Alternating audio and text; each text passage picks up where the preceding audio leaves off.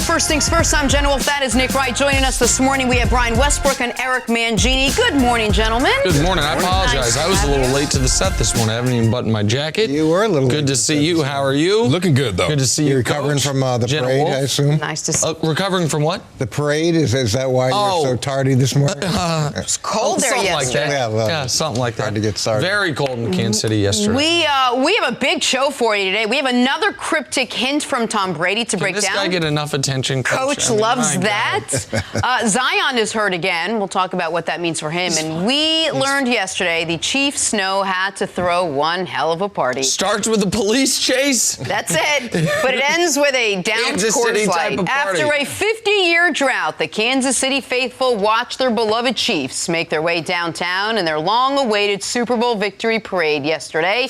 With temperatures in the 20s, attendance close to 1 million, and a beer count we'd rather not divulge, there was only one way to cap off the festivities with a Travis Kelce speech for the ages. 21 years. Y'all know what that means? Everybody here is thinking, oh, that's when I can, legally get a drink. Yeah. No, 21 years. That's how long it's just been turning for my guy Andy Reid. It's just been turning and turning and turning. And what we do, we unleash a can of whoop on everybody. 24-0. I ain't trying to hear it. Down 10. I ain't trying to hear it.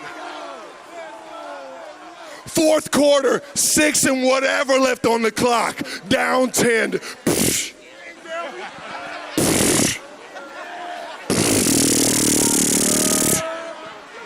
We got Patrick Mahomes and Andy Reid, baby.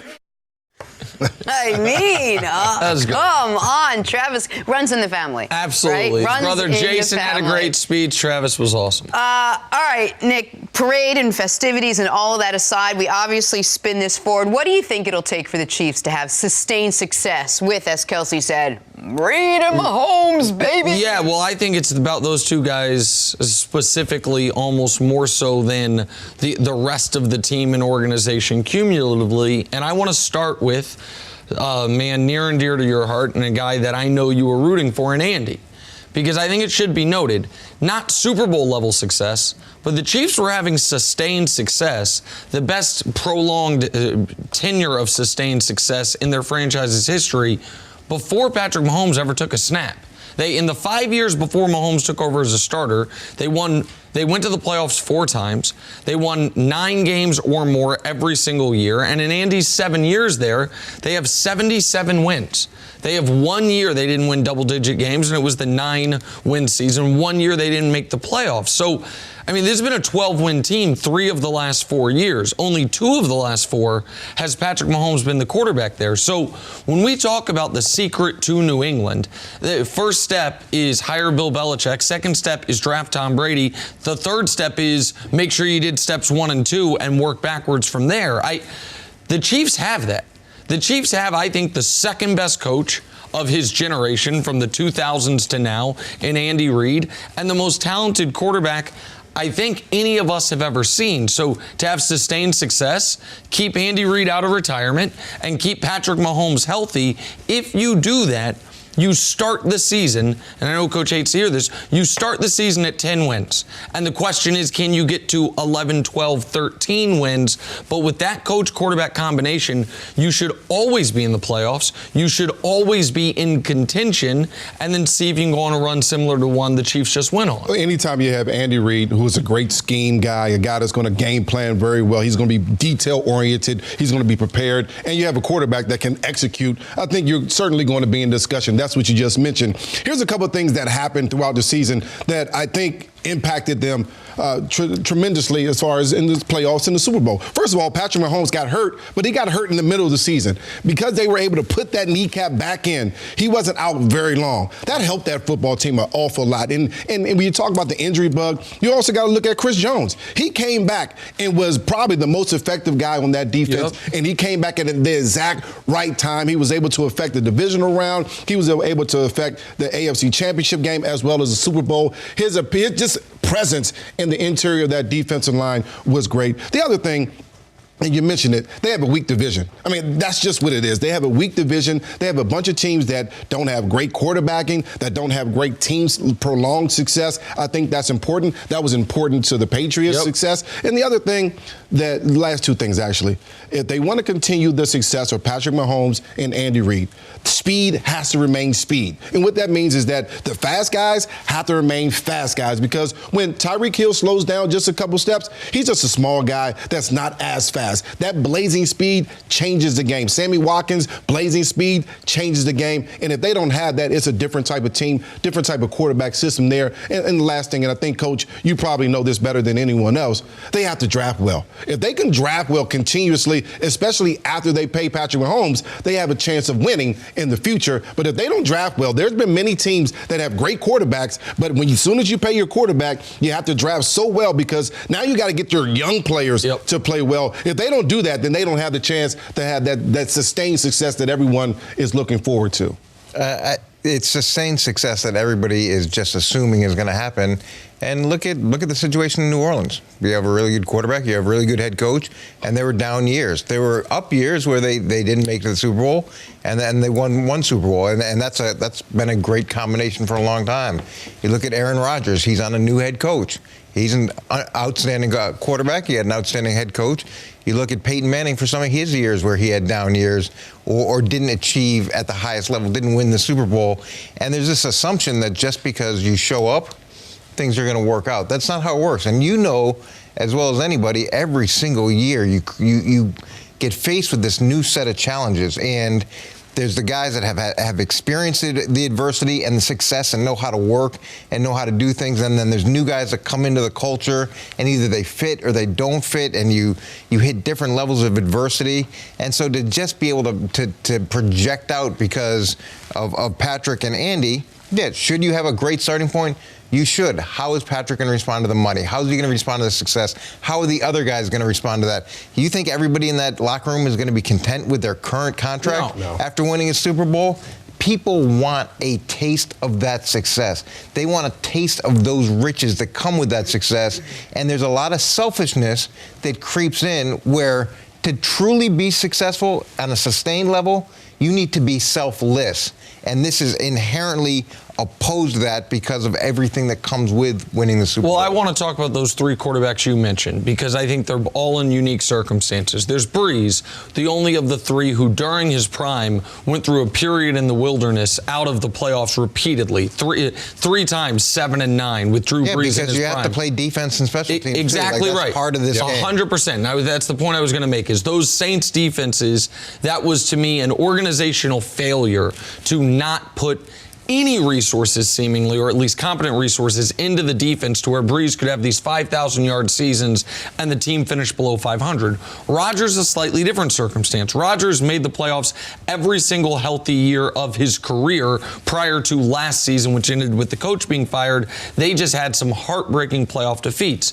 I think Manning... But there was frustration there, too, defensively and with free agency and with a lot of things organizationally. Right, and that they didn't get over the hump, that they had, it was particularly that 2014 NFC Championship game when they should have made it to their second Super Bowl. And then the last one you mentioned is Peyton.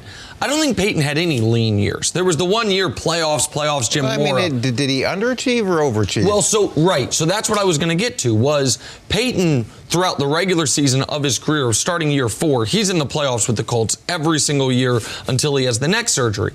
But what is a fair critique of Peyton Manning, and we now have his entire history to look at, is his play markedly decreased, his play in the postseason. And that was a Peyton Manning-centric team. One of the reasons I think decreased against certain teams. Well, okay, you guys in particular, but it wasn't just against the Patriots. No. He particularly struggled against you guys and what you guys were doing. But even in games not against the Patriots, you can look at it, and his passer rating dropped 30 points for his career in the regular season and the postseason. One of the reasons, Jenna, to be optimistic about the Chiefs is Mahomes' numbers have gone up across the board, limited sample, but in his 5 career playoff games, I don't think there's reason to believe he's the type of player who gets worse in the postseason. You look at that Super Bowl and you're thinking that was an unbelievable. No, I think that was his. If anything, you should be concerned and disappointed based off of the first three and a half quarters. Coach, what I think you have to also look at the games too. I mean, the first game of the playoffs, they were down 24 points. Patrick Mahomes in that offense wasn't moving the ball consistently up and down the field. Okay, listen. I love the fact that he brought him back, but I think it's a problematic of where they put themselves in all 3 of their Here's what I know. He's played 5 career playoff games. The Super Bowl absolutely was his worst game. And he won Super Bowl MVP because of it. He threw for 285 yards, 2 touchdowns, and scored 21 points in the final 6 minutes. Like, that's his worst of his 5 career playoff games. The bottom line is, if it was easy to do what the Patriots were able to do the last 20 years, you'd have another team with all these great quarterbacks that you've mentioned, with these great coaches that we've mentioned, that would have been able to put years and years back to back together, and they haven't.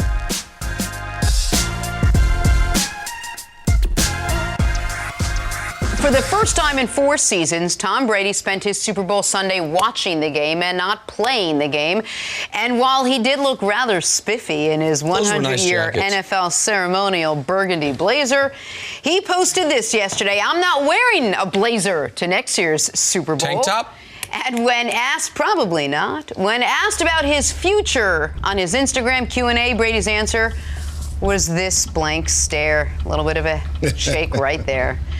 Nick, what do you make of all of Brady's social media activity? He seems to be having fun with the whole indecision last month and next month. I'm all for fun. I'm the guy at the table who's always all for athletes having fun, expanding their brands, all these things. It is a little odd for Brady, though, to be engaging in this. It's not bad. This is not a value judgment. Okay? There is no positive or negative side of this. But it's a departure. It is different from the way he has traditionally conducted himself. When we've seen Tom draw attention to himself outside of just what he does on the field, it's almost always been related to either TB12, branding, or his family. And now it is more of the look at me stuff. And people think because I'm critical of how Brady played the last year and a half that I dislike Brady. I think Brady is the model pro athlete in America. He's been a consummate teammate. He's won at the highest of levels. He's done it through multiple systems. There's never been a bad headline about him. And I give him all the credit in the world for it. So this isn't a criticism, but it is an observation that it's different. That posting the Super Bowl commercial preview that we didn't know was a preview the Thursday night before the Super Bowl, where it hijacked that news cycle a bit. And now this Instagram Live where are you going to be? And just the quizzical, I don't know what my answer is. Those are departures from the norm for Tom Brady. But what's the norm for Tom Brady? Because he posts a lot, but you said it's different. It's different from what? He's never gone through anything that's even been remotely close to anything controversial for him. But the norm is he's in the Super Bowl. He's got a little more free time this time. The norm is he's in the Super Bowl. So, and from a social media perspective, he hasn't had time to really learn about it. And I can say this with kids now that are in high school and middle school, you want to be able to be part of their world. And Tom has a unique ability to be in those spaces, which I'm sure his kids find interesting, and it probably creates some sort of connection. I mean, my TikTok game is off the hook. But there's a relatability to that, too. So I don't think we can say that it's a look at me, because there's nothing in his history where he's ever been a look at me type athlete. So I think it's more a function of some free time and probably relating to his kids. I don't think it's look at me, just like you mentioned, Coach. But I think the whole picture with him walking in or out of the stadium, that was all about the commercial. That was all about making a couple bucks with Hulu. So to me, that really didn't have much to do with Tom Brady as the brand or as the guy that we see on the football field. I think it was certainly a money play. It was a good decision by Hulu to make a commercial that made sense, and it plays on all of our heartstrings. We're all trying to figure out, what is Tom Brady going to do? What's his next step? The other part, this tweet that he did yesterday with the tweet live and trying to figure out where he goes next, to me, he didn't say anything. So it wasn't Tom Brady saying, this is what I'm going to do, or look at me. It was just, hey, I haven't made a decision. I also think it's putting a little bit of pressure on the Patriots to say, well, listen, which way do you want to go? And Tom Brady has the ability to say, listen, I'm not sure where I want to go yet, but I can certainly push the Patriot fans in the right direction to hopefully allow them to put pressure on the organization if there was ever such a thing that would help the organization make a decision. And hasn't he, Nick, sort of earned the right to play around with this a little bit and have this non-decision, non-decision? He's earned the right to do whatever he wants to do. But observing it honestly, he has not earned the right for us to lie about what's happening. Okay? And I'll push back a little bit with he's never been about. Well, to act as if Tom Brady going on Instagram Live, accepting the question and allowing up on the screen, where are you going to be next year, just so he can do that quizzical look. That is very un-Patriot way-y of him. I don't care. It's not bad. And the idea that he's never been a look-at-me guy, I mean, Tom versus time was a thing that happened during the regular season, a documentary being made on him and his life and his quest for, I don't even remember at this point, his 5th championship, his 6th championship, he probably whatever it was. To document the fact. I don't know if you know this, but there's a lot of people on shows that talk about how Tom is done, done, and at some point they'll be right. At some point they'll be right. And so for him to be able to document him overcoming something that nobody else has been able to do, I actually think there's value to that outside of whatever personal publicity he got. He was documenting something that other athletes had not been able to do. Of course. And I thought it was a fascinating inside look, and I'm glad he did it. But it happened. It was I'm just curious. We got how many players in the NFL? 50, you call it 1,600 players? Yeah. I'm just curious. How many promoed, pimped their Super Bowl commercial a couple days before the game? There's one. And we got how many? How many have 6 Super Bowl rings? Okay, so again, there's one. Right, so you're making the argument that he has earned it. I'm making the argument. And he pimped his Super Bowl. He did one picture. Okay, he did what he's supposed to do. That's what you're supposed to do. If you're going to have a Super Bowl commercial that everyone's going to talk about, absolutely. Here's the other thing about Tom Brady, though. I mean, he certainly has deserved it. And there is life after the football. And I think that's what he's trying to set up at some point, the life after football, maybe with the social media posts and things like that. I just don't think there's anything wrong with what he's doing. He's not saying anything bad about the organization. No. He's not even saying anything about his decision. He's just saying, I haven't made a decision yet. And it was one post. We're not talking about like 30 or 50 or every talk show or no, I mean, it was one post. Then it's an Instagram Live where it draws this conversation. Nick, you've been a little hard on him. I mean, I think you've been a little hard on him. But you're not saying it. But again, I think you guys. My mom has posted one time on Instagram. But you guys think I'm being hard on him because you guys are viewing it from the prism of a criticism. I would not have a problem if, for example, a guy who has not earned the benefit of the doubt like Brady, if Odell did a documentary of his season to try to return to the top of the league. But I feel like a lot of people would. I do not have a problem with Tom documenting it. But I feel like there's giving a guy a benefit of the doubt. And then there's, earned it. Of course. And then there's changing the rules entirely. And fair or not, the type of things that Brady has done this offseason is the type of thing typically guys get criticized for. I don't criticize anybody for these types of things, which is why I'm not criticizing Tom. But I'm acknowledging that it's different. To act like it's not different for Brady to be publicly opining, even cutting a Super Bowl commercial about where he's going to play next, to act like that is not different from what we have always seen from them is just false. Because he's been in the Super Bowl. Okay, Coach, this is like year after year. He has time, and he did one commercial. It's like. I got no problem with him doing the commercial. It's different. And the idea that because he would have done it last year, he had plenty of off-season time last year. He is right now, can we just call it what it is? He is exerting maximum pressure on the Patriots. That's what he's doing. He's trying to gain leverage. Exactly. But the other thing, though, Nick, but that's fine, but that's what he's doing. It's not random. The premise of the Hulu commercial wasn't random. Him accepting that question on Instagram, and it's all calculated. That's fine. Do you think that's maximum pressure? You don't think he could turn up the pressure? You think one Instagram post and one commercial is maximum pressure. Well, I think maybe it's also getting fans on this side. He could turn this up a lot more if he wanted to. How good are the Miami Heat? Well, they're a little bit better today after getting Andre Iguodala from the Grizzlies last night. The 36-year-old former NBA Finals MVP goes to Miami with a 2-year, $30 million extension. There are also reports that the trade could land Danilo Gallinari with the Heat before today's deadline. So, Nick, are the Heat legit contenders in the East after this move?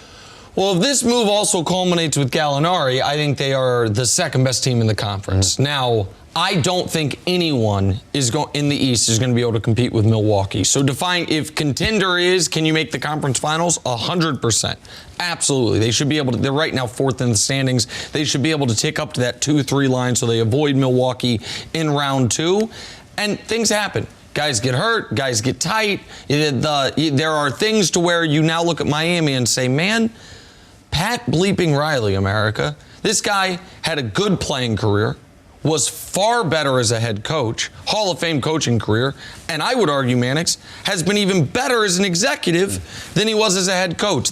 I don't know how they just all of a sudden, seemingly with no assets, get Jimmy Butler. And now all of a sudden, they might not only get Iggy, who I thought, maybe you tell me you were hearing different things, I thought he was definitely going to one of the 2 LA teams, but now also might get Gallinari. They already go 10 deep.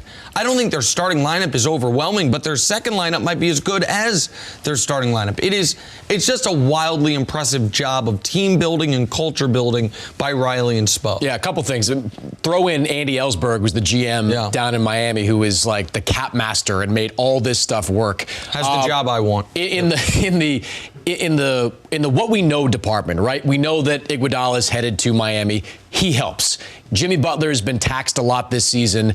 Iguodala is the kind of guy that defensively he's going to be able to step in and guard 2s and 3s and be that type of player, taking some of the pressure off some of the other guys on the roster. So assuming that he can get back into game shape, which, by the way, I'd still like to see at this point. He's been off since last June. Let's see how long it takes him to get back into shape. But assuming he can get back into game shape, that's a significant upgrade. They are not on Milwaukee's level, though, to your point, unless they add Gallinari. Gallinari's terrific. He is a 20-point-per-game scorer who can shoot the 3, who can score various ways. He takes pressure offensively off of Jimmy Butler. Now, I've heard mixed things in the last 12 hours about whether or not that deal goes through. The Thunder are notoriously tough to deal with, but they are motivated to deal Gallinari, who is not part of their long-term future. So if they get Gallinari, I think they can compete with Milwaukee. Really? Yes. Okay, that's what I was going to follow up on. So you think that if they get Gallinari, that they could, let's just assume full health for both sides, that could be a series that we're seeing a game 6 of, and you don't know what's going to happen? Yeah, I think you could see a game 6. I just think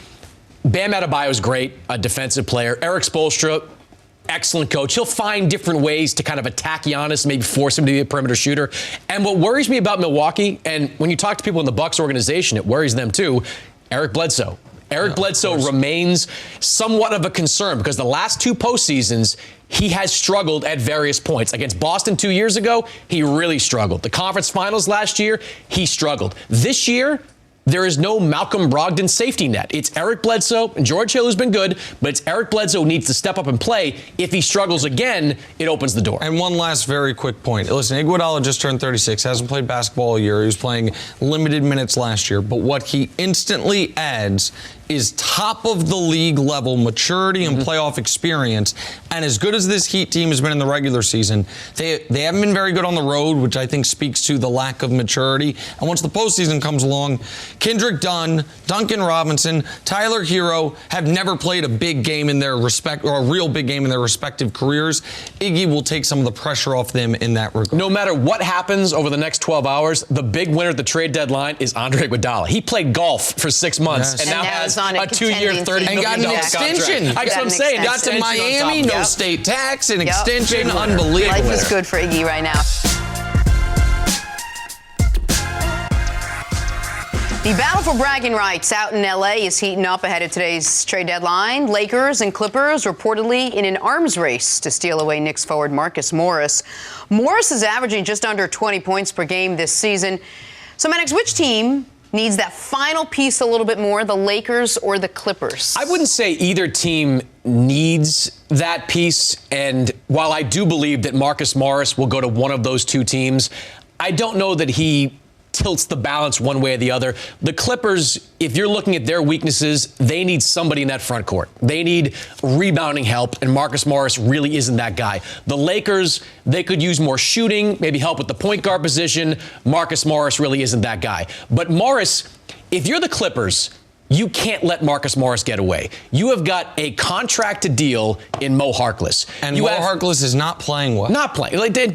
Not a factor. You can trade your first round pick this year, and after that, you can't trade it till we colonize Mars. It's going to be forever until you can trade a first round draft because of other deals that they've made. You've got to go out and use that capital to get Marcus Morris because he can play the 3 and the 4. He is a 40+% 3-point shooter. He is a guy that helps you, and you can't let that guy go across the hall to the LA Clippers. So while I think there are other shoes to drop, you've got buyout market for a big man for the Clippers. I think Darren Collison's a guy to watch in LA with the Lakers.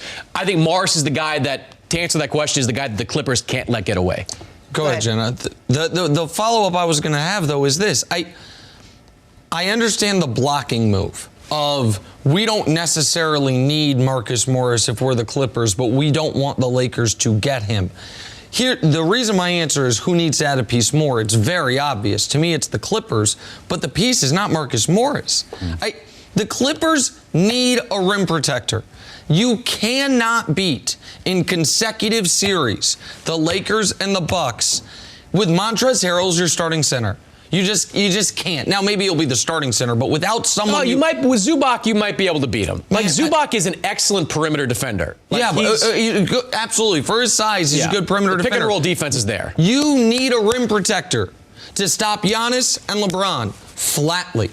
The reason I don't think the Lakers have a desperate need, listen, would they like to add shooting? Yes. Every team in the league doesn't have enough shooting, right? Everyone would like to add shooting. And I think Collison would be a great fit for them. He was a guy I wanted them to go after this summer before Collison shockingly retired and seemingly left maybe a $30 million $50 million probably. Yeah. The Ricky Rubio number was probably a 3-year, $48 million contract, something like that on the table. I can't believe he did it to this day. But what the Lakers what their actual need is ball handling. Another playmaker. I mean, come the playoffs, LeBron going to be playing 42 minutes a game. He's going to handle that for you. And this idea of, what if LeBron can't? Well, if LeBron can't, you're screwed. The Lakers' plan is very, very simple. Trust the greatest player ever to continue to play at that level.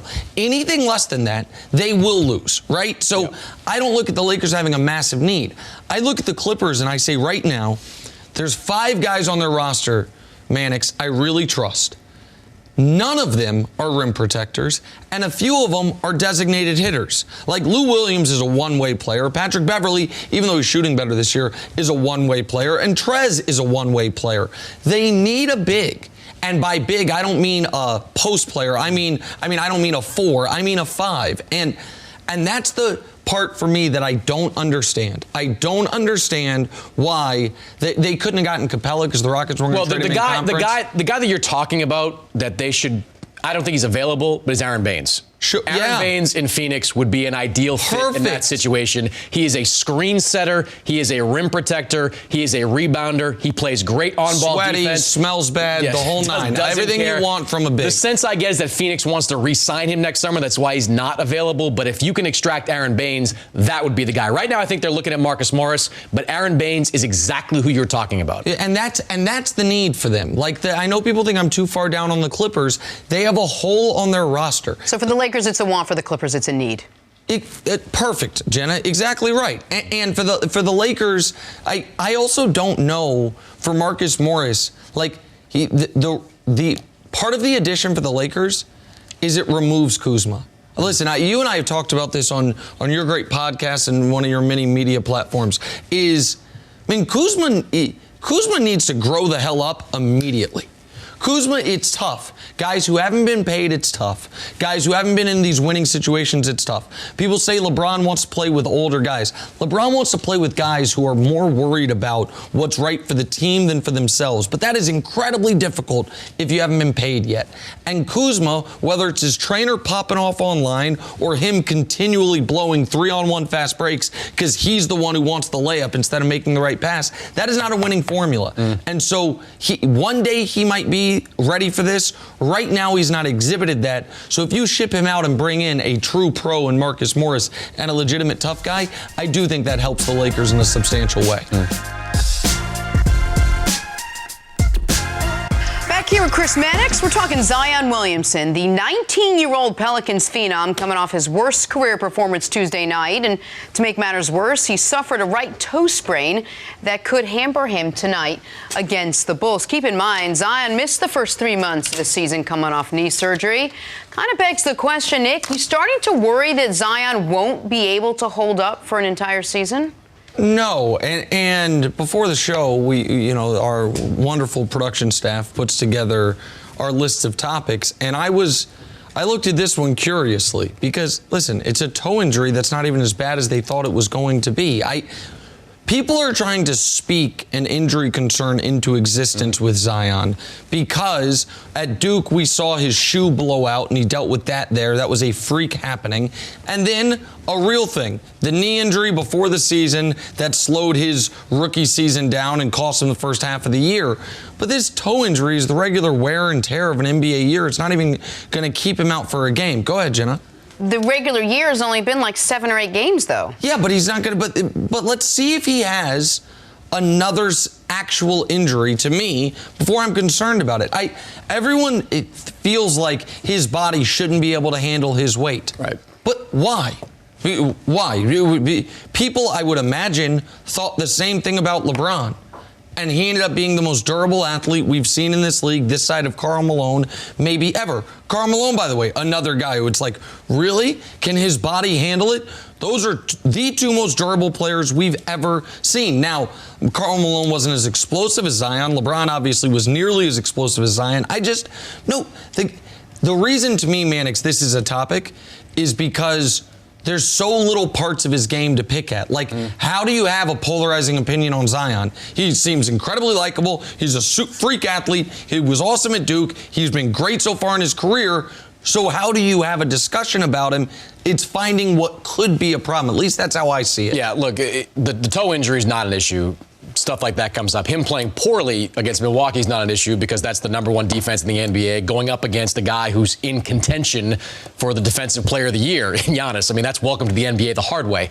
The counter argument, I don't disagree with you, but the counter argument I'd make to the Zion, are we sort of willing it into existence, is Blake Griffin, right? Blake Griffin's a guy that played with great explosiveness, who is kind of top heavy with some of that bulk. Went through knee injuries multiple times, dealing with one right now. So I think Zion's going to have to slim down this offseason to take some of the strain off that lower body because we've never seen a player like him. We've never seen a player that plays with that type of spring who's pushing close to 300 pounds. They don't exist. And Blake's out there kind of as this maybe example of a guy that could be the pattern, a copy for Zion. Or is there something to maybe developing and honing the outside shot a little bit more so it takes less pressure off whatever game you might have in the post, the wear and tear that might cause? That'll happen eventually. Yeah. But that is, to me, those are two separate discussions. The guy, if he never improves, if he never gets better, is an all-star for a decade. Right now this year, the Pelicans, when he's not on the court, they're outscored by the opposition by around 4 points per 100 possessions. When he's on this court, they're outscoring the opposition by 10 points per 100 possessions. That's a superstar level impact immediately. As raw as he is, as young as he is, as basketball immature, if you will, not actually immature, as he is. And the Blake thing, you're absolutely right, but Blake's also dealt with some upper body injuries, right? And it does make you wonder, is Blake just a bit of a brittle guy? You're right. It's just the one example that's out there of a guy that plays with a type of spring and lands with that kind of force at the power forward position. No, it's a great example. And because Blake was his, I think, easiest comp coming out of Duke, where it's like, and it's one of the reasons why I was so bullish on his abilities rookie season, that Blake was a 20-10 guy immediately. Why could Zion not be that? Zion's been everything we imagined he could be. Instantly come in, be a plus help side defender, and unless you're playing the best defense in basketball, no one can stop him getting to the rim, Mannix. No, they can't. But to spin it forward a little bit, like the Lakers won the Anthony Davis deal because they got Anthony Davis, but in the short sample size where we've watched Zion play with Lonzo Ball and Brandon Ingram, that's a team that's going to compete for a very long time. Like, Lonzo seems to have already developed chemistry with Zion, playing in the up-tempo offense. Brandon Ingram, an all-star this year for the first time. That is going to be a team because they'll sign all these guys. Ingram, they're going to be comfortable paying this offseason. That's going to be a team to watch for the next foreseeable future. The guy going into the game against Milwaukee was shooting 67% at the rim, getting 10 field goal attempts a game at the rim. Against Milwaukee, he got 15 field goal attempts at the rim. He just couldn't finish them because, as you mentioned, that team defense, and Giannis going to end up like LeBron. Could have won a couple Defensive Player of the Year awards and ends up winning maybe none because people look at the offensive numbers and have it take away from what he was doing defensively. I have no concern about Zion. None. And Jenna, to your point about the three-point shooting, it's remarkable that he's already shooting close to a little over 40% from three. Now, it's not a big sample size. And it's all from that first game. Right. That first game going forward. But it's like, it took Blake Griffin like a decade to become a three-point shooter. A lot of guys Giannis still isn't even there yet. The fact that Ben Simmons 104 years. Ben Simmons, we're still waiting at this point for that to happen. But it took, the fact that he's comfortable taking shots from out there right now, is a great sign. I think sign. portends well for the future. Yeah. All right. Not only did Tom Brady have to watch the Super Bowl from the sidelines this year, I love you, Nick. Yeah. Tom Brady had to watch his former backup Jimmy Garoppolo. While Brady's still deciding where he should take his talents next season, a USA Today column is suggesting the Niners replace Jimmy G with his mentor in Tom Brady. Nick, what do you think? You agree with that? Is there any merit to that? Oh, there's merit to it, I suppose, because the Niners can get out of Jimmy Garoppolo's contract if they want to for only $4 million in dead money. And whatever Kyle Shanahan says moving forward, we know how he feels about Jimmy G. We know. After the Super Bowl, he was asked about his play. He said, I thought he was all right, which is about right. During the Super Bowl, we saw what he thinks about him at halftime, minute 44, 3 timeouts, chance to go take the lead. Nah, man, I'm going to go ahead and sit on this and then run the ball on first down, run the ball on second down, only take a shot downfield after the Chiefs call timeout and force your hand. With that said, they are not moving on from Jimmy Garoppolo this summer to go to a 43-year-old Tom Brady, who, for all my criticisms of Jimmy G, was not nearly as good as Jimmy G this year. Now, he was better at not turning the ball over, which is Garoppolo's biggest bugaboo. But no, I mean, is it fun to think about the Niners trading Jimmy Garoppolo back to New England for a second-round pick and Brady going into Northern California, where he's from, on a team that is, I think, right now far better, well-rounded, and with a great tight end, a good offensive line, all these things we say Brady needs? Yeah, but I don't think it would be an upgrade for the Niners, and the Niners got to be looking at this coach long-term, and even if you're higher on Brady than I am right now, he's not a long-term answer for anybody. Well, what happened at the end of the half wasn't a function of Jimmy Garoppolo. It was a function of Patrick Mahomes and that respect that they had for them. So to say it's just about Jimmy at halftime, that's not true. In the second half, he was throwing the ball. He was 18 for 21. He was doing a lot of good things. They put their faith in him, and everybody's frustrated because they didn't run the ball more. So to say that he feels a certain way about Jimmy Garoppolo, I don't think that's a fair depiction of what happened or truly how he feels. Now, the idea of Tom going to San Francisco, the systems are as polar opposite as you can get. New England's system is based on maybe one motion, which really isn't a motion, it's truly a shift, to gather information. Everything is pre-snap information, primarily stationary, or one information gathering movement, where San Francisco is shift, motion, things change rapidly Play defensively. action-based. It's not even that part of it. It's just the pre-snap component. They don't fit. They don't fit what Tom does, and they don't fit what that system is. So the idea, it just doesn't work. It doesn't work. Yeah, I hate the idea. I think you don't get much older, and that's a big jump from where Jimmy G is until where Tom Brady is. 15 years. That's crazy. You don't do that, especially when your team made the Super Bowl. Jimmy G is a Super Bowl playing quarterback, a guy that, of course, he didn't win the Super Bowl, but he also played the best player in the NFL, and Patrick Mahomes, one of the best coaches in the Hall of Fame. He was outplaying Patrick Mahomes for most of the game. For a long time. And one of the best coaches, Andy Reid, certainly a Hall of Fame coach. But also, you got to think about this. Jimmy G certainly is older, but he's only had 26 starts in the NFL. And if I'm Kyle Shanahan, I'm saying he's still a very young quarterback as far as starting goes. And then you go out there, you make this team better. You make Jimmy G better. You don't trade. And in this situation, when you lose a Super Bowl, you don't panic and start saying, oh, we need to start shuffling the cards. You try to make your team better. Coach, there's one thing, though, I'm going to take major issue with what you said, which is what the faith Kyle Shanahan did or did not show in his quarterback at the end of that half. If you are so afraid of the other team's quarterback, then you have to go try to acquire points. They weren't leading. It was 10-10.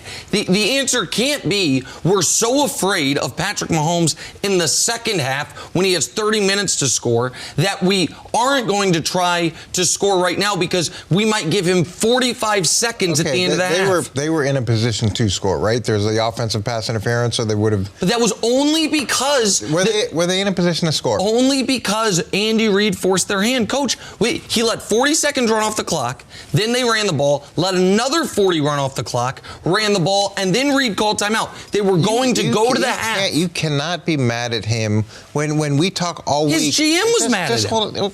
Okay, he hired the GM. Let's relax on that. So you can't be mad at him because of his respect for Patrick Mahomes, and this happens all the time where people think, oh, we're going to go get a quick score. Oh, we're going to change the momentum. You do change the momentum for the other team. Yeah, and then your team going into halftime, instead of feeling really good about being at 10-10, is suddenly down 17-10 because you made an irresponsible decision against an explosive offense, and then we're sitting here going, I can't believe he gave Patrick Mahomes another quick strike offense. A quick strike. It's only irresponsible if you don't trust your quarterback not to turn the ball over. The only way it's not even about turning the ball over. It's about giving the other team an opportunity for the last shot. Why not play for the last shot? What's wrong with it? They played for no shot, Coach. We can say because they ended up throwing it downfield, but we watched that game. There's a minute 44 left. They don't call timeout. They then, on first down with a minute left, run the ball, use the whole play clock. On second down, run the ball again. They don't call timeout there. The Chiefs call timeout with 22 seconds left. They were going to play for no shot because he didn't believe in the quarterback. And how would the Chiefs have felt if that offensive pass interference didn't go through? Andy would have gotten killed. And let's say they scored a touchdown or kicked a field goal, and that ends up being the difference in the game. Are you going to be sitting here going, you know, Andy Reid did a great thing. He tried to give Patrick Mahomes another shot, and he changed the whole momentum of the game in favor of the 49ers. No, but what I will tell you is this, and I apologize, Brian. What I will tell you is this. Andy Reid knows he's got a great quarterback. He wanted to roll the dice that my quarterback can do something with 20 seconds to go score. Kyle Shanahan said, can my quarterback with 100 seconds and 2 timeouts do something? Nope, don't trust him.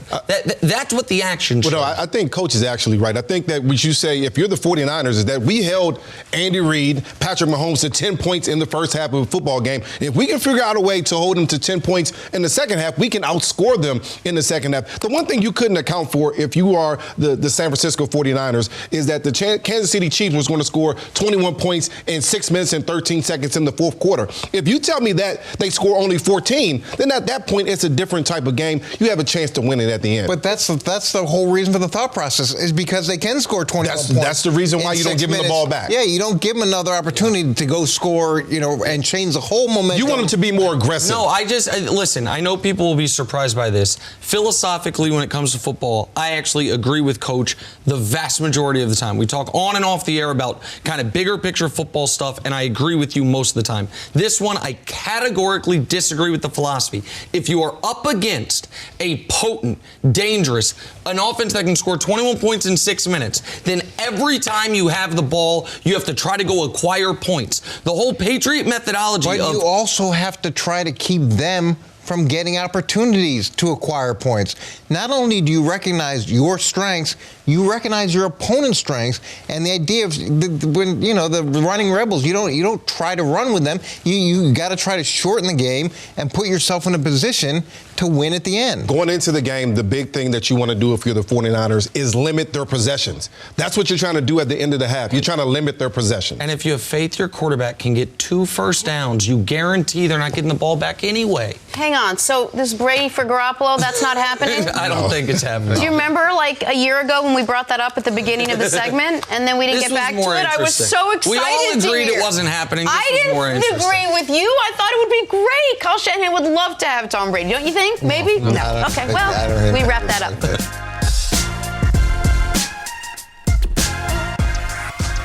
All right, moving on to the Eagles now. Their disappointing season was cut short with their wild card loss to the Seahawks. But their 27-year-old franchise quarterback Carson Wentz isn't wallowing in defeat, instead deciding to look to the future. Tweeting during Super Bowl Sunday, "Sights set on today being a work day for me next year." All right, Brian, you buying that Carson Wentz and the Eagles can make a Super Bowl run next season? I think it's going to be tough. I think they have some holes to fill, but they have the components of Super Bowl teams. They have a good quarterback. They're going to have to fill some holes in the wide receiver position, but I think offensively they started moving in the right direction. Last year, the last quarter of the season, Carson Wentz became a much better leader of that football team. He became a much better leader of men. When you take Alshon out of the picture, you take Nelson Aguilar out of the picture, he allowed those young guys and took those young guys that basically had no NFL experience to a playoff berth, was able to win the last 4 games of the season. The other thing they have to do offensively, they have to be much more creative. They just can't dink and dunk their way, throw the ball to the tight ends and try to find a way to win that way. They need some explosive plays down the field, and in order to get those explosive plays, they need downfield speed. They have to have some speed. Both of the teams that played in the Super Bowl and many of the teams that played in the playoffs have downfield speed. Right now, the Eagles don't have any speed downfield. And I think the reality is when you're not in the Super Bowl, every day should be a work day for you. So go out and lift some weights or throw some balls or do whatever you need to do. But, I love you so much. But that being said, there's this element of again, we fire the offensive coordinator, right? It's got to be the coach's fault. It can't be anybody else's fault. So we get rid of him, even though there's an offensive head coach, and I'm sure he had a lot of input in it. So now we have a new system in play. Well, maybe it's not a new system, but there's going to be a new structure in place that he's going to have to get used to. And it's going to be interesting to see how much he continues to mature and grow, and whether or not during the course of this offseason and even into the start of the season, what the vibe is coming out of that locker room. Are they a unified group? Do they all support each other? And you saw that in Kansas City, and you saw that in San Francisco, where they were behind. Whatever you want to say about Jimmy Garoppolo, the guys were behind him, and they supported him.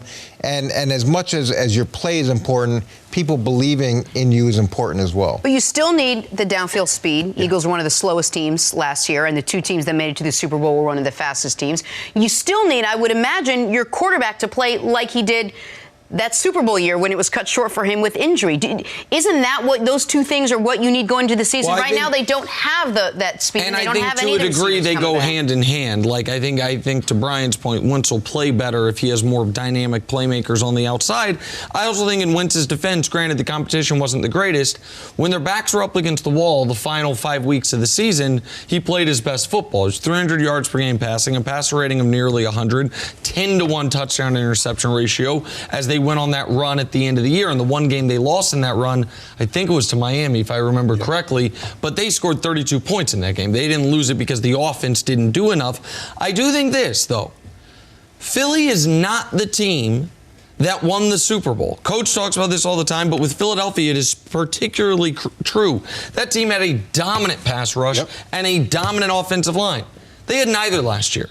To be totally candid, like, I don't know that team is going to come back again. And they did just pay the quarterback, and so the ability to have all the pieces his salary cap number is actually fairly, I think it's only $18 million. So even though that number seemed big, and when we talk about it's big, $18 million versus 18 next year, 30 absolutely. and 35 and 40 that we're talking about is actually small. And by the way, if next year it's 18, that does mean a year or two down the road that bill will eventually come due, but they didn't overpay him. I think Wentz is right. If the going rate for league average is 28, then Wentz at 32 sounds about right. But I also think, and you alluded to it, Coach, I also think this is a year where we can really find out. All right, so let's see what exactly Doug Peterson is made of. He has last year he tried to go to every motivational ploy he had, and none of them really seemed to resonate with the team until the team was in win or go home situations where they were playing bad competition. The Giants twice, Washington, and then the big game of the year, the game of the year for them against Dallas, where they played well. And the question is, like, how good is Philly really? Are we going to look back on that Super Bowl and say, what a weird champion? Like that, beat the Patriots, go on this run, have a backup quarterback? Or are we going to look at that Super Bowl and say, okay, the weird year was last year as opposed to the championship year? Don't forget how riddled they were with injuries last year. We came into last year saying how much depth they had. It didn't even matter. More than almost any team in the league, they were hurt top to bottom. Even Carson Wentz in that last game against Seattle went out with the concussion. But I mean, they were just really, really banged up. I think Doug Peterson had to do anything he could to motivate those guys. Well, you also got to remember, going into the season, they were the top three, one of the top three oldest teams in the league. And all of those players, Jason Peters, Darren Sproles, missed significant time, weren't able to contribute as much. Indeed, Jason Peters came back and helped. But again, he's 37, 38 years old. It's just hard to compete on that level. They have to get much younger. They need that explosion downfield. But defensively, like you mentioned, Nick, they have to find a way to get much better and be able to get to the quarterback. The teams that win in this league have the ability to be explosive downfield offensively and to be able to get to the quarterback defensively. And they haven't had corners, and both their corners they do have, Mills and Darby, are free agents. So, like, even the Super Bowl year, the secondary wasn't great aside from Malcolm Jenkins. If the pass rush is lessened, you're in a really rough spot if you don't trust your back end. Yeah, but to me, if you're tweeting out about what you're going to do next year, then it's your responsibility to make sure that you fixed all the things that you can control. That's right.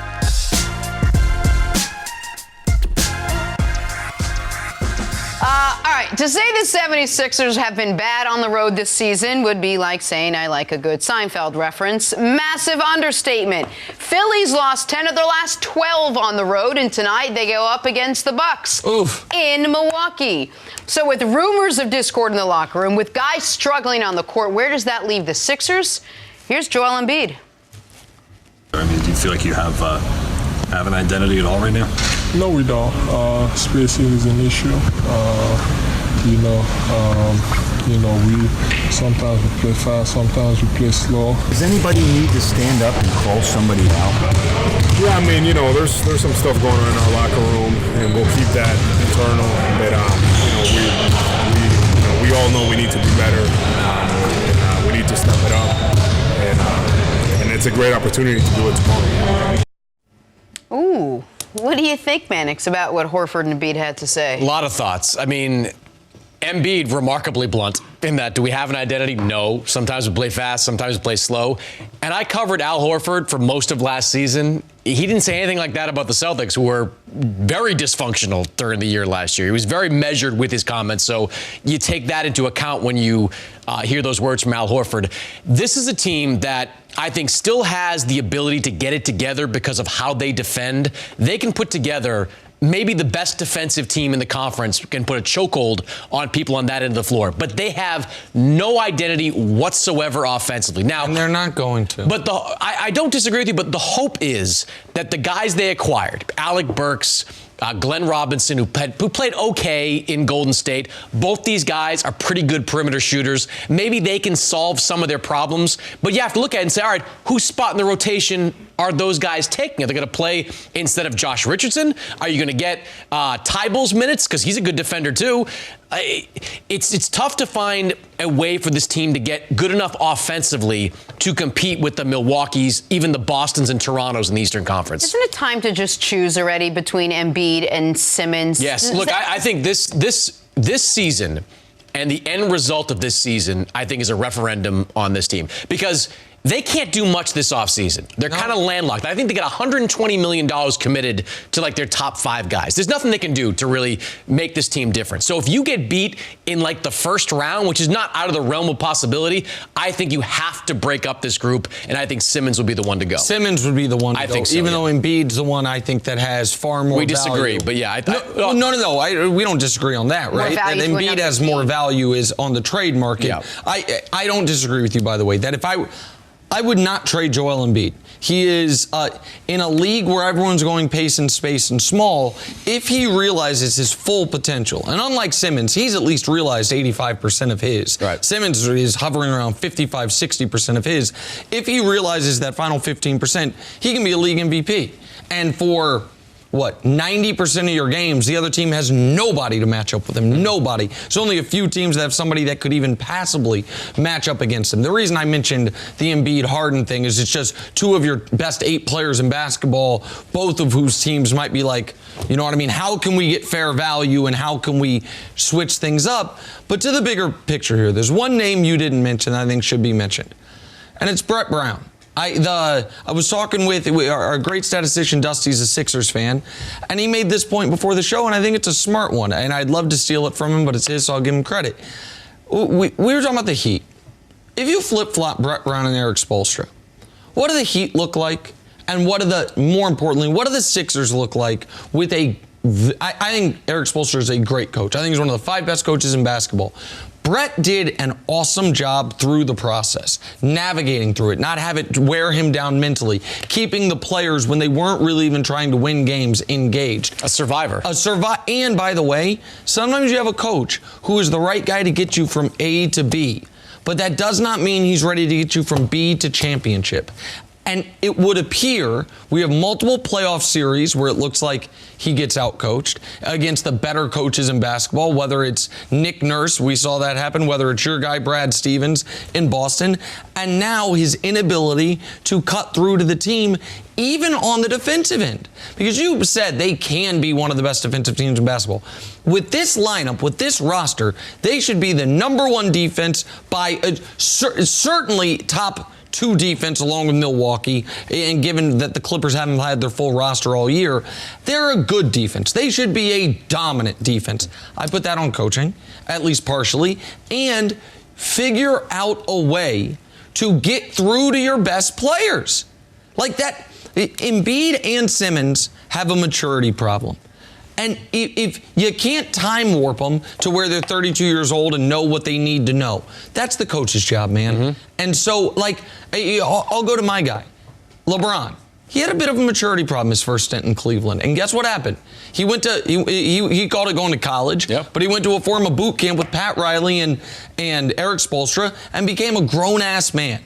It's time for Joel Embiid and or Ben Simmons to have a similar evolution, and I'm just not seeing it. And that, to me, is about what those comments are about from Horford, who is a grown-ass man and knows what you need to be in this league. I do think that a lot of those, the undertone of those comments, though, are directed at Simmons, because it's not the first time that these guys have said as much. I mean, Joel Embiid has kind of passive-aggressively said guys need to step out of their comfort zone, and that is directed at Ben Simmons. Brett Brown and Elton Brand have come out and said, please shoot, Ben, please. If you don't shoot in the regular season, we're not going to be successful in the playoffs. So I think that's a big issue. To your point about Brett Brown, you're right. He has been outcoached in the playoffs. Defensively, they should be a top 2 team in the NBA. But at some point offensively, you've got to look at what the groceries are here.